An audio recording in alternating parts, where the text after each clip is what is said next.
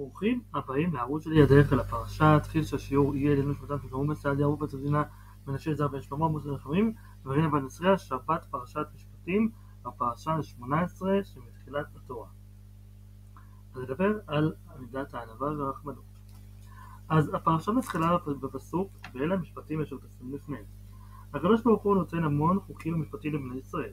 רש"י מפרש את פסוק זה: כל מקום שכתוב ואלה מוסיף על הראשונים. אלו ראשונים 10 הדיברות שניתנו בהר סיני, כך חוקים אלו ניתנו בהר סיני. באמת בסוף פרשת יתרו הקדוש ברוך הוא מצווה בני ישראל ולעשות מזבח.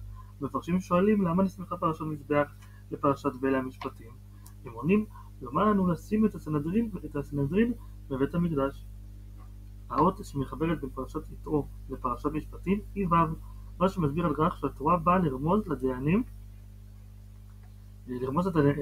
לדיינים שאחרי ש10 דיברות שניתנו בהר סיני, כך גם החוקים של הפרשה גם הם ניתנו בהר סיני הנמוך והשפל, כך הם אמורים השופטים להיות ענבים ולשפוט בענווה ובפשטות.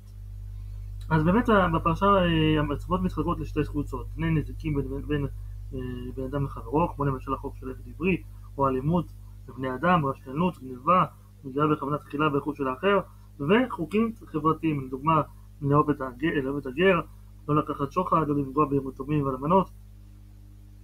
אז הפרשה פותחת במצווה של עבד עברי. כתוב כי תקנה עבד עברי 6 שנים יעבוד ובשביעית יצא לחופשי לחינם. שואלים למה דווקא נסמכה במצווה זו היא הראשונה.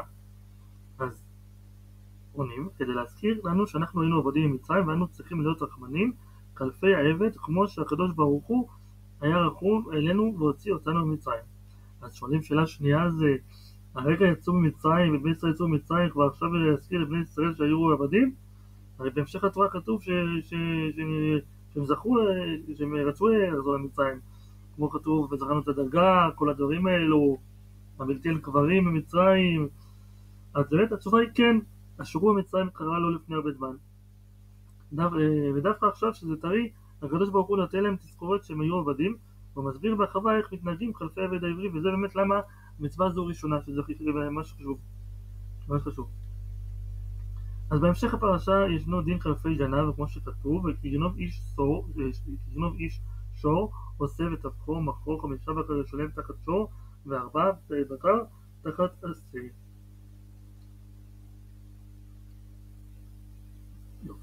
אז רש"י שואל למה גונב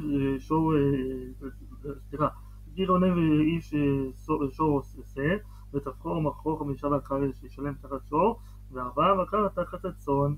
אז רש"י שואל למה שגנב גונב שור הוא משלם 5 סלעים, ומי שגונב צאן הוא משלם 4 סלעים.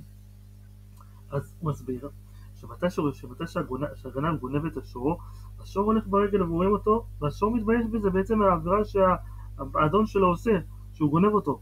לעומת הצאן שאותו מרימים על הכתפיים, והגנב יכול ללכת יותר מהר, ואף אחד לא רואה את גניבת הצאן.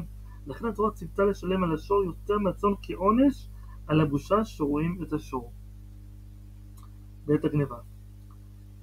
אז באמת אני עכשיו אתחיל להגיד את הלכות שבת, ככה ההלכה הראשונה לקראת, אתם יודעים, בפרשה 18 בתחילת הספר, פרשת החי.